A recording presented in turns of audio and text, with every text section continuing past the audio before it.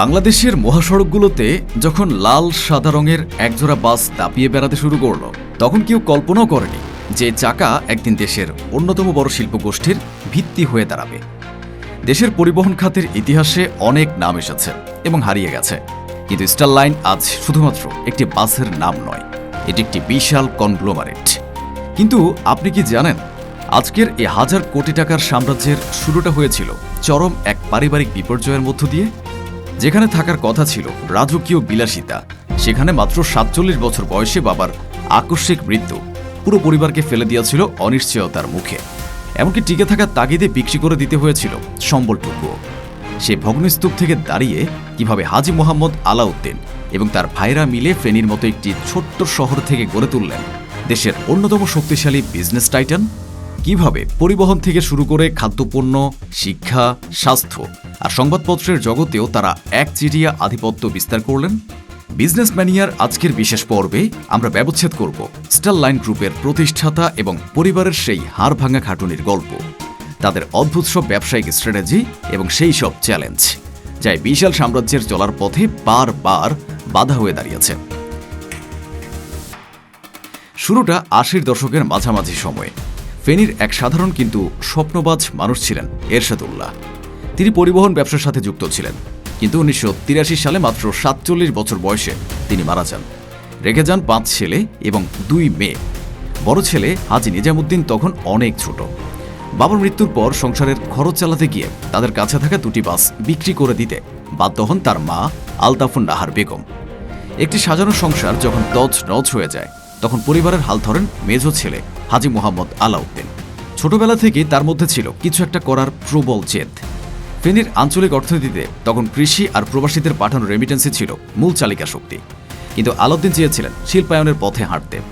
পড়াশোনা শেষ করে তিনি প্রবাসে পাড়ি জমানোর পরিবর্তে দেশেই কিছু করার শপথ নেন। প্রাথমিক জীবনে ছোটখাটো ব্যবসা দিয়ে হাতেখড়ি হলেও তার জীবনের টার্নিং পয়েন্ট ছিল পরিবহন খাত। ১৯৯০ দশকের শুরুতে তারা পুনরায় পরিবহন ব্যবসায় ফেরার সিদ্ধান্ত নেন। ১৯৯৪ সালে মাত্র কয়েকটি চেয়ার কোচ নিয়ে ঢাকা ফেনী রুটে যাত্রা শুরু করে স্টার লাইন। শুরুটা মোটেও সহজ ছিল না। ওই সময় এ রুটে অনেক প্রভাবশালী সিন্ডিকেট ছিল, কিন্তু আলাউদ্দিনের দর্শন ছিল সহজ, সেবার মান আর সময়ের গুরুত্ব। তিনি লক্ষ্য করলেন মানুষ পরিবহনের ক্ষেত্রে ভাড়ার চেয়ে বেশি গুরুত্ব দেয় আরামদায়ক ভ্রমণ এবং সময়ের সঠিক ব্যবস্থাপনাকে। স্টার লাইন প্রথম থেকে চেষ্টা করেছে নতুন এবং আধুনিক বাস নামাতে। ফেনীর মানুষের কাছে স্টার লাইন ধীরে ধীরে আস্থার প্রতীক হয়ে উঠতে শুরু করল। স্টার লাইনের আসল জাদু ছিল এদের রিজিওনাল কানেক্টিভিটি। তারা বুঝতে পেরেছিল ফেনীর মানুষ কাজের প্রয়োজনে নিয়মিত ঢাকা এবং চট্টগ্রামে যাতায়াত করে। এই বিশাল যাত্রীগোষ্ঠীর জন্য একটি নির্দিষ্ট এবং আরামদায়ক সার্ভিসের অভাব ছিল। স্টার লাইন সেই গ্যাপটি পূরণ করল। মাত্র ২টি বাস থেকে আজ তাদের বহরে রয়েছে ৫০০-এরও বেশি বাস। শুধুমাত্র ঢাকা ফেনী রুটেই তারা সীমাবদ্ধ থাকেনি, বরং চট্টগ্রাম, কক্সবাজার, সিলেট এবং নোয়াখালী রুটেও তাদের দাপট আজ ঈর্ষণীয়। তাদের লাক্সারি এসি বাস এবং নন এসি সার্ভিসের যে নেটওয়ার্ক, তা দক্ষিণ পূর্ব বাংলার মানুষের জন্য আশীর্বাদ হয়ে দাঁড়ালো। তারা শুধু বাস চালালেন না, বরং বাসের কাউন্টারগুলোকে আধুনিক করলেন, যাত্রীদের জন্য নিরবিচ্ছিন্ন সেবার ব্যবস্থা করলেন এবং পরিবহন খাতের বিশৃঙ্খলার মাঝেও এক ধরনের শৃঙ্খলা বজায় রাখার চেষ্টা করলেন। এটি ছিল তাদের ব্যবসার প্রথম বড় স্তম্ভ। একটি সফল ব্যবসা তখনই স্থায়িত্ব পায় যখন তা শুধুমাত্র একটি খাতের উপর নির্ভরশীল থাকে না। হাজী আলাউদ্দিন খুব দ্রুত এটি বুঝতে পেরেছিলেন। ২০০০ সালের পরবর্তী সময়ে যখন স্টার লাইন পরিবহন খাতে সুপ্রতিষ্ঠিত, তখনই তিনি নজর দিলেন খাদ্য ও পানীয় খাতের দিকে। কেন তিনি পরিবহন থেকে সরাসরি খাবারে চলে এলেন?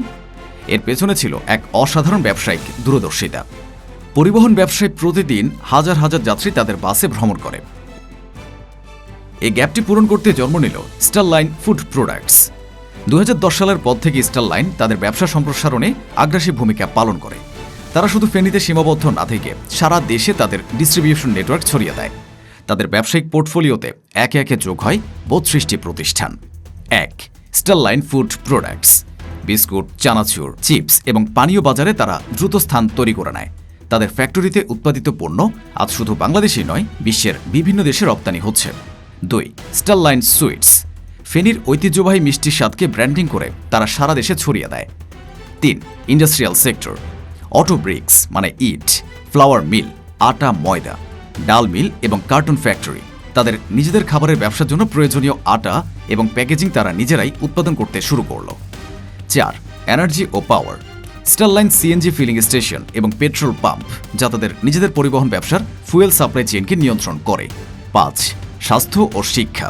ফেনীতে আধুনিক চিকিৎসার জন্য স্টারলাইন স্পেশালিস্ট হাসপাতাল এবং মানসম্মত শিক্ষার জন্য স্কুল ও মাদ্রাসা প্রতিষ্ঠা করেন। বর্তমানে এই গ্রুপের বার্ষিক টার্নওভার প্রায় 900 কোটি টাকা এবং মোট বিনিয়োগ প্রায় 1000 কোটি টাকা।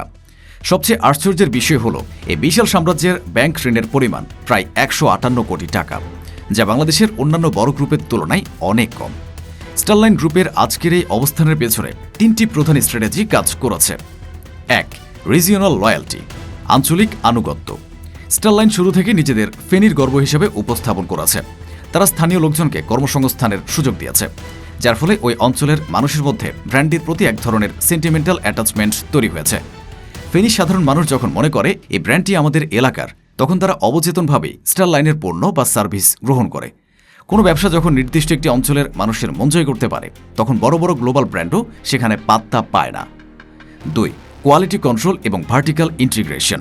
স্টারলাইন যখন মিষ্টি বা বিস্কুটের ব্যবসা শুরু করল, তখন তারা আটা ও দুধের জন্য অন্যের উপর নির্ভর করেনি। তাদের নিজস্ব ফ্লাওয়ার মিল এবং ডেইরি ফার্ম রয়েছে। এতে দুধের বিশুদ্ধতা নিশ্চিত করা সম্ভব হয়েছে এবং কাঁচামালের খরচ কমিয়ে প্রফিট মার্জিন বাড়াতে পারে।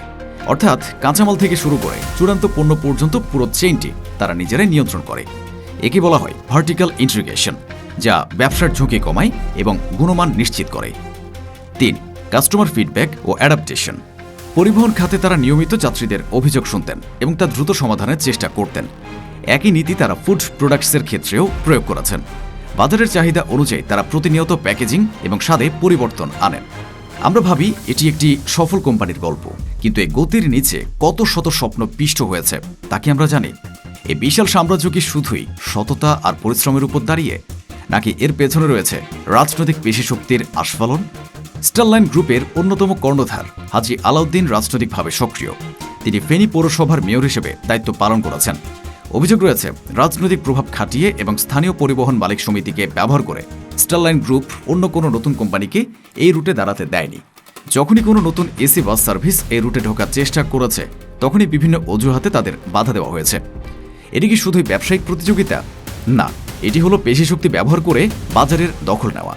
এর ফলে সাধারণ যাত্রীরা প্রতিযোগিতামূলক সেবা থেকে বঞ্চিত হয় এবং স্টারলাইনের নির্ধারিত চড়া ভাড়ায় যাতায়াত করতে বাধ্য হয়েছে। একটি সুস্থ অর্থনীতিতে প্রতিযোগিতা বাধ্যতামূলক, কিন্তু স্টারলাইন সেখানে তৈরি করেছে এক অভেদ্য দেয়াল। যে কোনো বড় পরিবহন কোম্পানির মতো স্টারলাইনের বাসগুলো বিভিন্ন সময় দুর্ঘটনার কবলে পড়েছে।